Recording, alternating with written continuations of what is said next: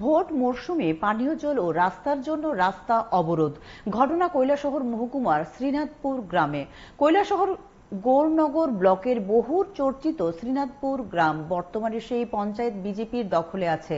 মূলত ২ নং ওয়ার্ড এলাকায় পানীয় জল এবং রাস্তার জন্য পঞ্চায়েত সচিব নানু মিয়া সহ শাসক দলের প্রধান ও অন্য পঞ্চায়েত সদস্যদের দায়ী করে বিক্ষোভ প্রদর্শন করেছেন গ্রামবাসীরা।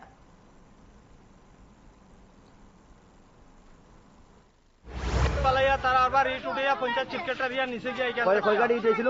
2 গাড়ি ইট আইছে, 4000 ইট আইছে। 4000 ইট থেকে তারা ইট উঠিয়া নিচে গিয়ে নিয়া তারার দেন কোন জায়গা ইট আইছে? 2 নম্বর বাটে শ্রীনাথপুর 2 নম্বর ওয়ার্ডে রাস্তার লাগে। এখন আমরা এইদিকে বাড়িটা ফারতাম না করিয়া তারা অন্যদিকে মানুষের মুখ চাইয়া চাইয়া তারা নিয়া মানুষের বাড়ি করে রাস্তা বানাইয়া দিছে। আর আমরা এখানে 150-200 মানুষ রাস্তা নাই, রাস্তা দিছে না। তারা কারা ইট উঠিয়ে নিছে মনে করেন? পঞ্চায়েত সেক্রেটারি নানু মিয়া। আর কে? এরপরে তার লগে আছেন পঞ্চায়েতের সদস্যরা আছে। জলের সমস্যা, জল নাই। আমরা পুষ্কুনির জল খাই অন্তত 150-200 মানুষে। রাস্তা নাই। আজকে এখন রমজান মাস আইছে, আমরা যে মসজিদে যাইমু নমাজ পড়মু এই রকমের আমরা কোনো সুবিধা নাই। রাস্তার 3-4টা বেড হইছে। সবাই আটিয়া যাওয়ার একটা রাস্তা আছে, এই রাস্তাটা ওখানে তারা ব্লক করিয়া দিছে।